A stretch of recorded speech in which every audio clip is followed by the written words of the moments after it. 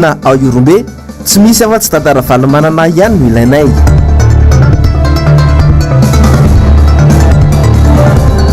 Covid-19 ao Alasura tsy maharaka amin'ny fanafody sy ny toeram-pitsaboana.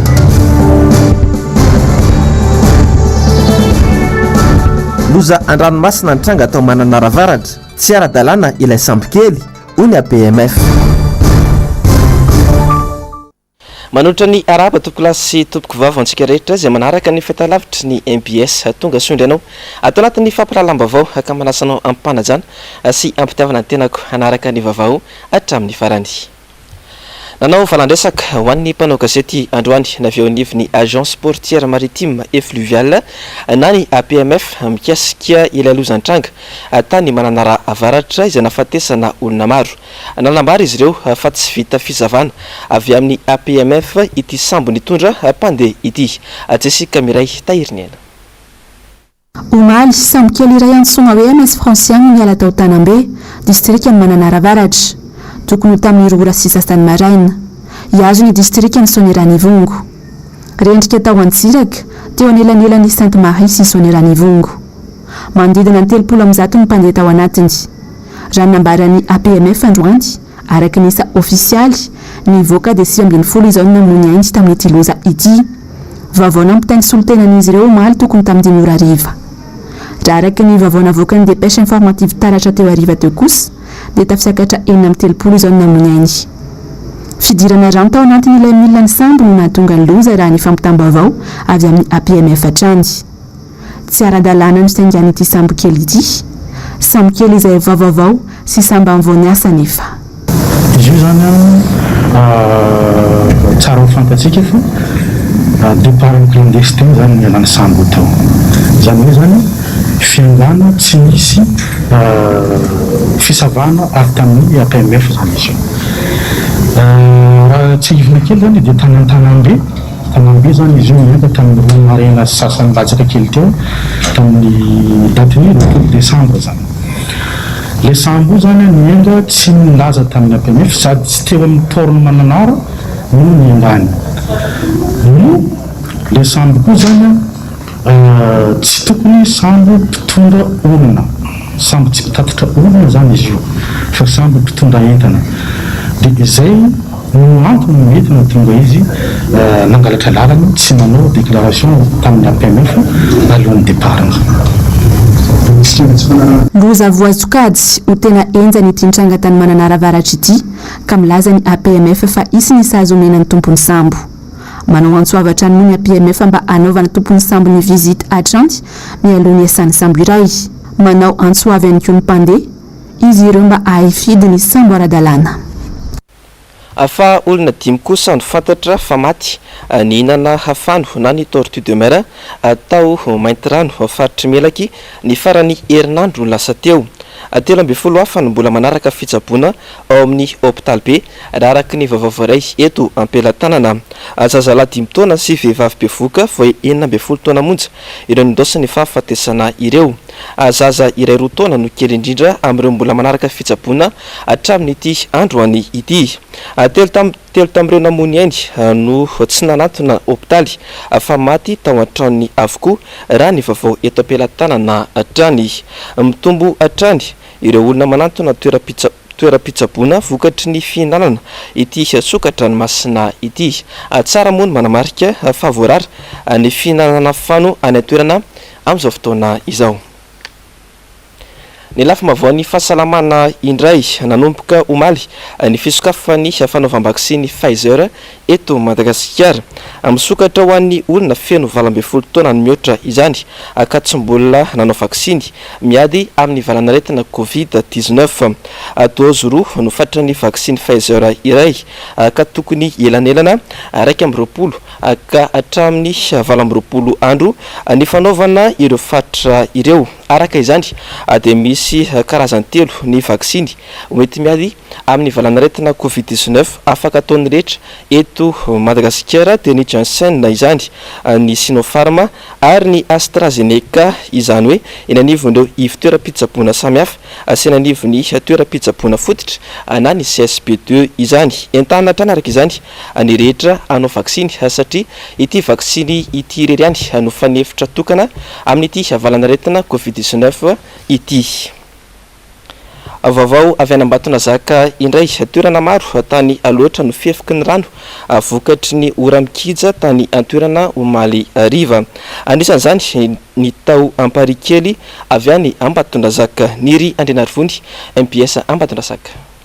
Toerana maro tao aloatra mangoro no dibo-drano vokatry ny ora mikija Omaly alatsinainy. Anisan'izany ny tao Amparikely izay tsy afabela saika isa-taona rehefa tonga ny vanim-potoana ny fahavaratra tahaka izao. Ny fahatsetsena ny lakan-drano sy ny fanaovan'ny olona sasany tambo eny ambony lakan-drano no tena fototry ny olana mahatonga izany tondra-drano ao an-tanàna izany iray. Vody-rivotra zany nataon'ny ala miaraka nalina voana rano averia Pentécôtiste. Nefa tsy izy miteny hoe atao rarivato aloha mangadinana azy. Nefa hatramin'izao mbola tsy vitany dia nikoandrika ny rindrina dia tafiditra any an-drano le rindrina rano avy amin'ny Pentécôtiste. Dia faharoa manaraka an'izany ry kanalina tsy nanana ry zany kanal efa velona efa ela hatramin'izay teo. Nefa zao izy lasa nataon'olona tamboho dia miasa miripaka le rano mitady lalana.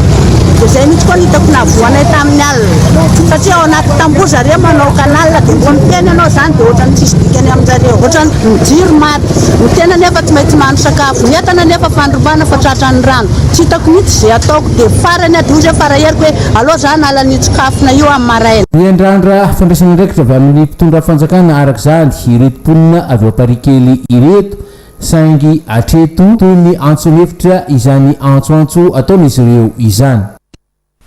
Fa azo lazaina efa tafiditra ao anatin'ny andiany fahatelo amin'ny ady amin'ny Covid-19 isika eto Madagasikara amin'izao fotoana izao. Sehatra maro nefa no mbola tsy mety tafiarino hatramin'ny androany.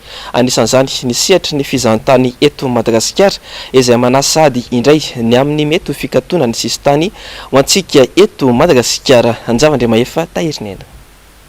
Ny fepetra-ara-pahasalamana sy ny fanaovam-baksiny no tokony hamafisina mba tsy rosoana indray ny amin'ny mety ho fanakatonana ny sisy tany mandritra ny fotoana maharitra ireo mpisehatra amin'ny fizahantany. Mbola tsy mipetraka mazava mantsy hatramin'izao ny paikady ny fanjakana iadina amin'ity aretina ity, ka izay no antony mampirongatra be indray ny aretina amin'izao fotoana izao, izay miteraka fanahina be indray ho an'ireo mpisehatra amin'ny fizahantany ny amin'ny mety ho fikatona ny sisy tany indray. Raha ny antony aloha dia tsy hitako loatra ny tena hanakatona azy rehefa mba mipetraka le fepetra rehetrarehetra tokony ao apetraka amin'ny resaka précaution sy ny resaka protocole rehetrarehetra. Alahelo ny tena rehefa maheno an'le hoe 300 fotsiny no vita vaksiny eto toerana.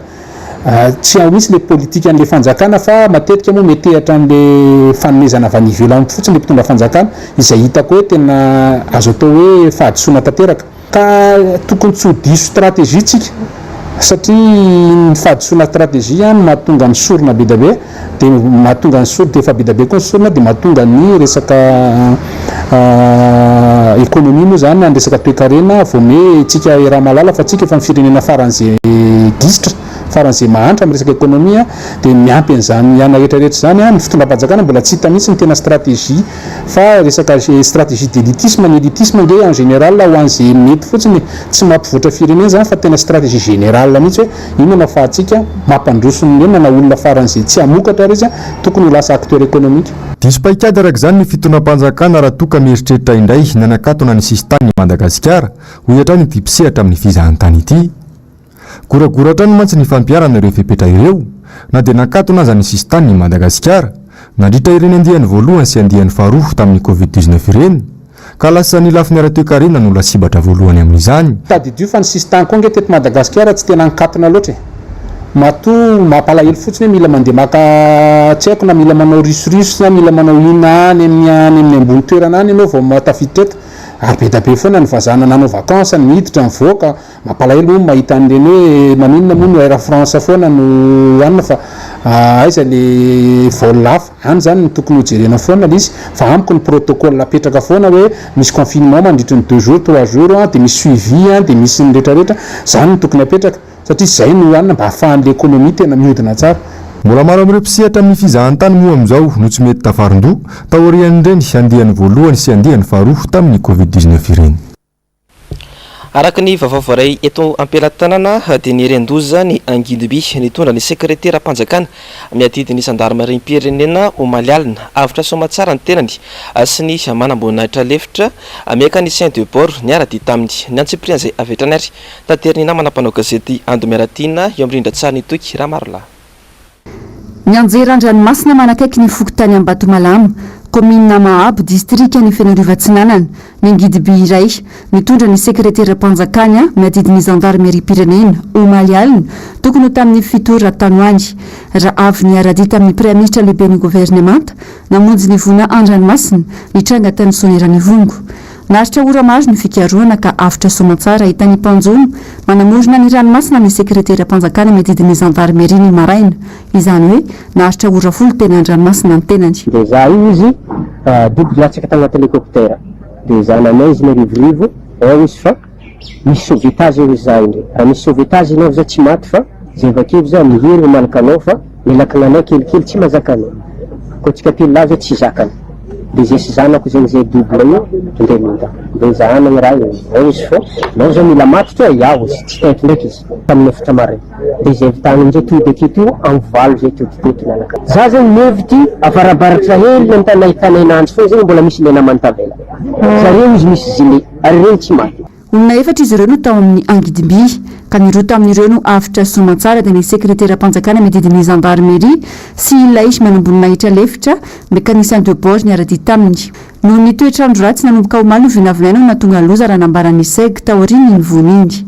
Helicoptère anao zay atsaiko trapan'ny fardevany izy na ahoana tonga teny latsaka tonga teny tamin'ny fitofito feo mbola azo angalana tsara azo atao manao vol de nuit misy tsiro tsara za moa tsy nanana gilet de sauvetage eo loatra misy loatra tsy mécanicien nanana tonga de maty amin'le sezany pilote zany nataoko sauvetage de zay nasauve nanomboka tamin'ny fito sasany lomana jusqu'à tamin'ny fito sasany maraina.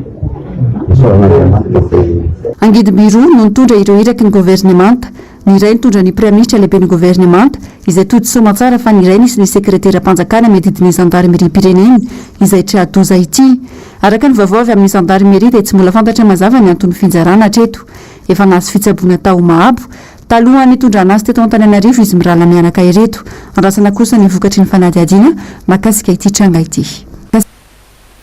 Vaovao ny fanatanjahantena indray tsy emitra intsony ny fotoana anatanterahana ny kanina 2024 ary tsisy fiovana ny toerana anatanterahana izany raha nitapaka taorian'ny fivirina no tanterahany CAF ny farany herinandro lasa teo ny 9 janoary ka hatramin'ny 7 febroary 2024 no anatanterahana ny fifanitsanana ho an'ny fepetra ara-pahasalamana dia hoentitra kosa ny fanarahamaso amin'ny fanajana ny fepetra ara-pahasalamana tsy anisan'ireo afaka hiatrika izamo ny firenena malagasy hatreto ihany koa dia mbola andrasana ny fanomezan-dalan'ireo ligy any Eropa ho an'ireo mpilalao afrikana mba hiatrika izany. Fatotosa ny sabotsy 12 Desambra lasa teo kosa ny fanamasinana ny fanambadiany nantenaina Rakotomalala sy Manora Andriamalala izay paka sary sy mpandrindra sary eto anivon'ny vondrona MBS Jessica Miray sy Toky Ramarola. Izay tsy mbola hita ny maso ary tsy mbola ren'ny sofina na niditra tao amponin'ny olona na inona no fanamboarin'Andriamanitra ho an'izay toa azy. Koritianina voalohany toko 2:25. Izay ny teny sokatra masina ho safidiana tamin'ny fanamasinana ny fanambadiany nantenaina sy Manoa. Natao teto amin'ny FJKM katikely lafy ny fanamasinana ny mariazin'izy ireo ny sabotsy lasa teo. Ny toteny Ambohimanga kosa ny lanonana taorian'ny fotoam-bavaka. Nanasany nantenaina sy Manoa ny tapaka sy namana ary mpiara-miasa taminy izany.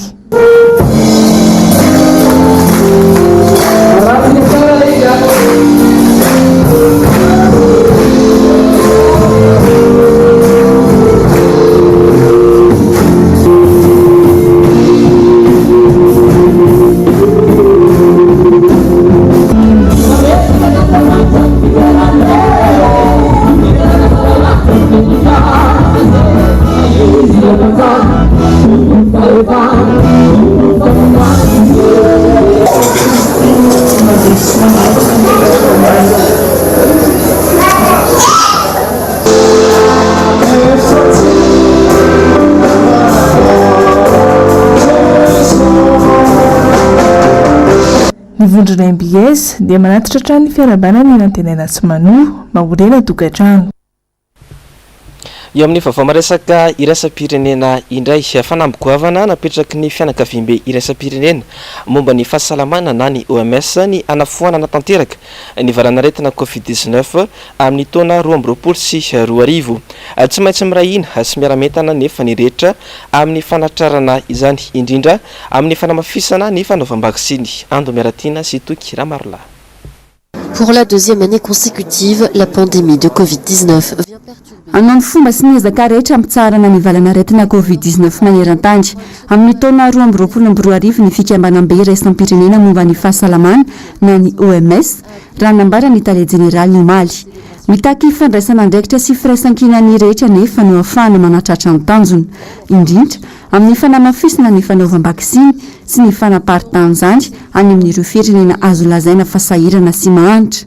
Raha marina ny arety mifindra amin'ny taona ho avy sika dia tsy maintsy hamarina ny tsy fitovina amin'ny vaksiny.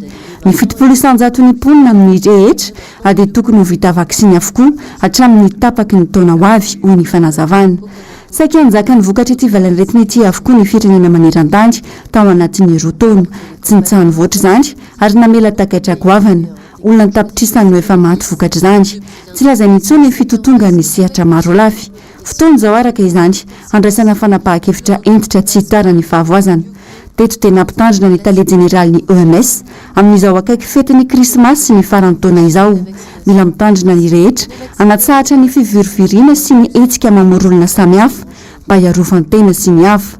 Mahakasika ny variant Omicron izay miparitaka sy mandripaka amin'ny firenena maro amin'izao fotoana kosa tena namafy ny teo anivon'ny OMS fa mbola sarotra ny tombana amin'ny mety holozaterany. Tsy maintsy miandry sy manangona ireo vaovao rehetra mikasika izany ahafahana mandray ny fepetra mifanaraka aminy. Noantra terin'izy ireo fa ny fanaovam-baksiny ihany aloha hatreto no mila amafisina.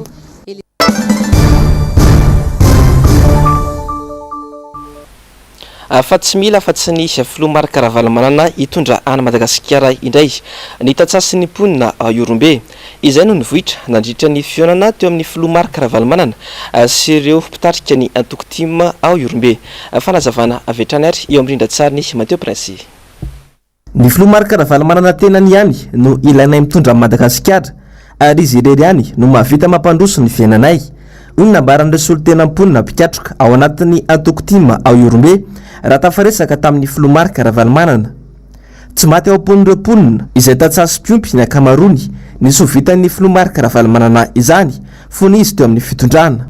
Iorombe zany tena hoe ravalmanana président ravalmanana en personne zay mihitsy no ilainy miverina eo mamelombelona ny ay satria tamin'izany fotoana izy tsy nijaly tatsa en sécurité mipiompy afaka manao troedina tsara izy mivarotra sy ny sisa tamin'izany. Zao ny olona ty tsy ilain'ny olona ty zany kianja manara-penitra zany ataon'ny olona ty zany fa ny anazy ny nanany androany ihany ny azy mifatana fa raha mpandroso mifaritra Iorombe tsika dia tsy maintsy misebase amin'ny resaka agriculture sy élevage zay ihany. Rehefa io mandeha mihinana ny olona afaka mamokatra ny olona afaka mivarotra ny olona satria betsaka ny ampelantanany azy atambatambazana mivarotra mora kely zany fa alony tasamba hivarotra ny anazy araka ny tokony hivarotana anazy. Ny olona nampamvohitra any zao araka ny nambarako teo dia hoe mahatsiaro izy ny amin'ny fitondrana teo aloha hoe tamin'izany andron'ny président ravalmanana zany afaka namboly zay afaka nandro fahalemana ny tanàna nisy anay afaka niompy afaka mivarotra araka ny tokony izy zay namarotana anazy fa ny amin'izao inona no amidy eoko ny hoanina aza tsy misy.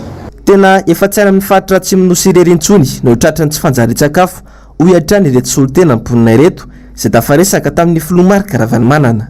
Any amin'izany commune Analavoky zany zao lalana makany amin'ny district amin'ny Vohibe mbola tsy nisy teto ambonin'ny tany tao anatin'ny 10 taona mbola tsy nisy an'izany mihinana aboaly ny olona zany aboaly zany any amitsika nanivotany any a reny votro reny no adina hoan'ny olona tena misy zany ary azo misy maty fa io karazana votro io zany misy karazana maromaro misy le fotsifotsy kely leana reny zany tsy mahafaty omy fa misy karazana maitimaity de efa nisy maty tany zany hoe indisy anankiray efa azo afantarana efa tena tsy izy tsony a ny zavatra eny any vahoaka malagasy ankehitriny. Nandritra ny tifionana atao amin'ny folomarika Arivalomanana sy ireo mpitarika anatin'ny antokotima ao Iorombe ireto moa dia nisy ihany koa ny toromarika manokana izay stratejika manokana ho an'ireo mpikambana ao Iorombe entina indrindra anavotana ny vahoaka ny Iorombe sy ny vahoaka malagasy ary indrindra ho an'ny fiainany antokotima. Atonga nametraka ny fanambaram-pananana tena nivon'ny fitsarana avo momba lampanirendana androany ny mpikambana vaovao eo anivon'ny vomera maleo tena misana ny fifidianana na ny seni anisana taniny ny mpanao gazety tamin'izany ny fomba fiasan'ny mpikambana vaovao Jessica Miray Tahirinena. Commune 4 eto Madagasikara hatramin'izao mbola tsy manana ben'ny tanàna isan'izany ohatra i Moramanga raha araka ny lalàna nefa 20 andro aorian'ny fampahafantarana ny ministerany atitany sy ny didina moana ny voka-pifidianana no tokony anatanterahina ny famerenana ny fifidianana. Izao ity tapitra ihany ny fitaom-piasan'ny seni teo aloha tsy mbola vita ny fifidianana amin'ireo komina ireo toy izao kosa ny navalin'ny mpikambany seni vaovao. Iny moa dia ny lalàna ihany koa no mamariparitra ny fombafomba momba izay ka izay fipetrataky ny lalàna izay dia tsy mbola tonga aty amin'ny voameram-pirenena momba ny fifidianana ny fanaikana satria ny fanatanterahana fifidianana ndraikitray fa fanaikana dia misy rafitra izay nitaky nambaran'ny lalàna ho amin'ny fananaovana izay. Lalàna inona ray izany na ny fiampitoana amin'ny lalàna zany efa tapitra ko lalàna inona ihany ny tianareo resahana eto izay foana ilay averina matetika hoe ampiasainareo amin'izay mety aminareo mihitsy ity lalàna ity. Ny fiampitoana tokony amerenana ny fifidianana aza mantsy efa dila amin'ny fiampitoana napetraky ny lalàna. PDS avokoa amin'izao napetraka amin'ireo komina ireo. Nampatao tena hoe misy ambadika politika indray koa ve ny antony tsy anatanterahana ny fifidianana amin'ireo komina ireo. Tsara ihany koa mampahafantatra fa tsy mbola manana ben'ny tanàna ny komina Mahajanga hatramin'izao taorinina ny endrena ny ben'ny tanàna voafidy tany an-toerana ho gouvernoura. Dia nanontaniana mikasika ny fiapetra raisin'izy ireo amina fisina doublon ihany koa ny mpikambana vaovao anivon'ny seni dia nanamafy ny anatsara lafin-javatra maro eo anivon'ity voamiery ity fa tsy izay lafin-javatra iraiza ihany.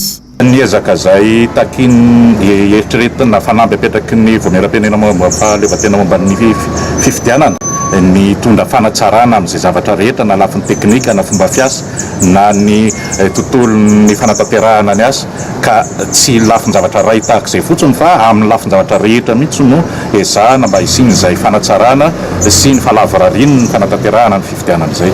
Tsy lafin-javatra iray miaiky izany ianareo fa maro ny lesoko tamin'ireny fifidianana ireny androany moa ireto mpikambana vaovao anivon'ny seni ireto no nametraka ny tombam-pananan'izy ireo tetỳ anivon'ny fitsarana avo momba lalam-pandrenana araka ny lalàna ny 520 ny 24 tsipika 4 mifehy mikasika ny seni dia 2 herinandro aorian'ny fandraisana ny asa no tokony apetraka eny anivon'ny RCC izay tombam-pananana izay.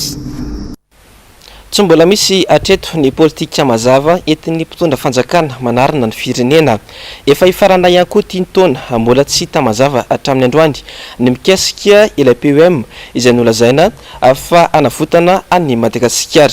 Nanao fanadihadiana mikasika izay indrindra androany Injavandriamaefa sy Tahirinena. Mbola tsy fantana mazava hatramin'izao ny votoaton'ilay POM izay nolazaina fa programa entina anavotana ny Madagasikara ao anatin'ny fantrano raha toka ny volana janoary 2022 lasa teo no nampanantenana fa ampahafantarana ny votoatony izany fa mitambahoaka ny zava-misy hatramin'izay ho ny mpanao politika satria nentina nakana ny fony ny vahoaka fotsiny ny programa anasa IEM nandritra ny fampelezan-kevitra izay modina avadika ho POM taty aoriana. Raha ny tena marina nge zany alohan'le POM dia nisy le hoe initiative d'emergence Madagasikara IEM izay nentina nanovana propagande nakana ny fony vahoaka mandraky tiany androany zany tsy tafavadika ho tety mampandrosoana zany le izy idikan'izay zany dia tena varotromby anaty ambiaty no natao zany tamin'ny IEM dia dikan'izany tsy isan'izany POM zany akory mahatonga tsy tafavoaka izy mandraky tiany androany. Ankoatr'io nilaza ihany koa ny mpandinika raharam-pirenena Danira Koutson fa tsy mifanaraka loatra amin'ny fepetra takindreo mpamatsy vola mahazatra ny tetikasa ny mpitondra fanjakana ankehitriny. manampitrotraka ny tsy efisiany mangarahara amin'ny fampiasana ireo vola azo ary ny tsy fahaizan'ny mpitondra mijery ny lahara-pamehana ka mahatonga ireo mpamatsy vola mahazatra tsy mahasamiara-miasa amin'ny fanjakana amin'ny fanatanterahina io programa anasa ny fanjakana io. Mpamatsy vola mahazatra zany a tsy mbola nanaiky ny fampindramam-bola anatanterahana ny zavatra io dia satria tsy mifanaraka amin'le stratégie andry zareo le izy, tsy mifanaraka amin'ny politika andry zareo le zavatra. Tsaroa fa raha tianitsika amin'ny Madagasikara zany tsika tsy reny 400 millions de dollars na 300 millions de dollars atsopotsopon'ny ery ananany reny mampivoatra n'ity fireneny ity fa farafakeliny any amina 10-11 milliards de dollars any zay vao mampietsika ny volomason'ity Madagasikara ity ka rehefa mbola tsy izay ny financement de davy fitondram-panjakana dia azo atao hoe asa vonjy tavanandro daholo fotsiny activisme fotsiny fampisehoana fotsiny mba manao zavatra fa tsy resaka macroéconomique ny resantsika firenena ny resantsika ny zavatra hitantsika resaka microéconomique hoe andaotsika anangana firy nisan'ny fisekoly manara-penitra 7 amby roapolo ny sasany tena fomba betsaka zany amina 17 000 école tokony hisy eraky Madagasikara 27 no vitantsika manangana anazy dia anaovana ampisehoana azo atao mamita bahoaka ihany ny anaran'izany. Raha tsy ahivina dia nilaza ny filoha Rajoelina nandritra ny fampelezan-kevitra fehefavonina ho avokoa ny drafitra rehetra anatanterahina io programa anasa io na lafin'ny arabola izany na ny lafin'ny teknika. Aiza ho aiza nefa izany amin'izao fotoana tao manamarina ny filazan'ny mpanohitra hatramin'izay fa kobaka ambava sy fandemetsana ny vahoaka fotsiny ihany no tena tanjon'ny fanjakana ankehitriny. Famparitaka tanteraka ny valanaretina Covid-19 eto Madagasikara amin'izao fotoana izao.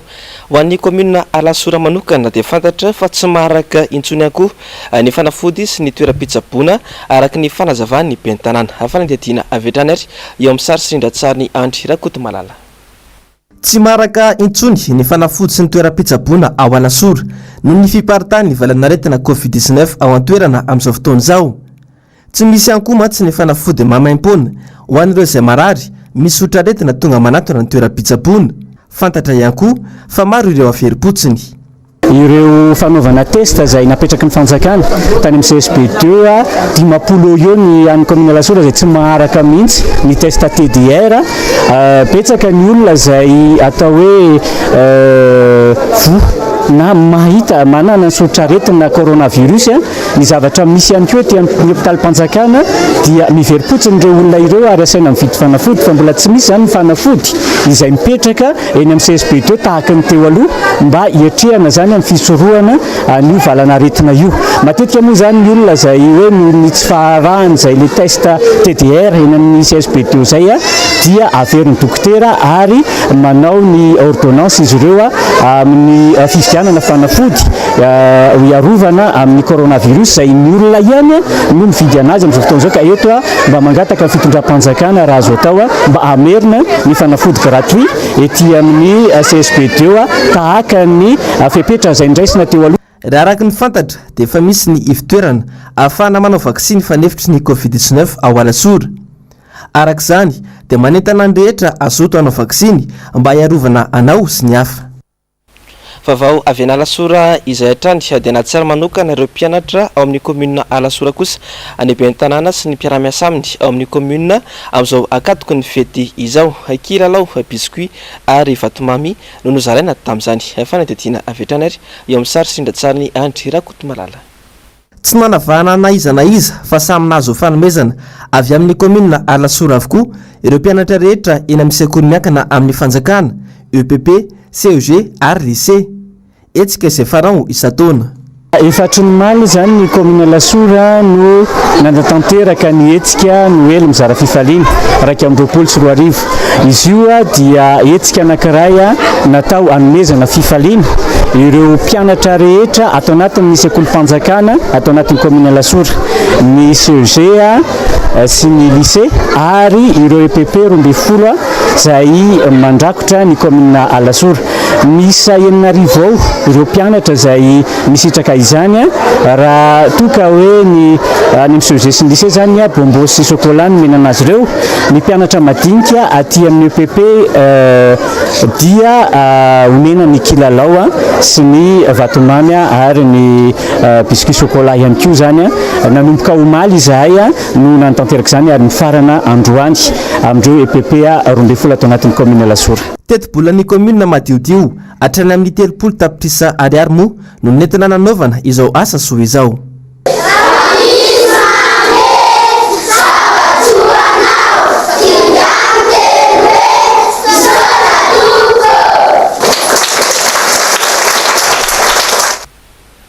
Amaranantsika ny vaovao dia nisongadina tao anatin'ny fandarana miara-manonja androany ny fanaovana jeritodika ireo zava-bita sy ireo tranga ary ny olana maro isan-karazany songadina tamin'ity taona ity. Mialy Rarinombana sy Toky Ramarla.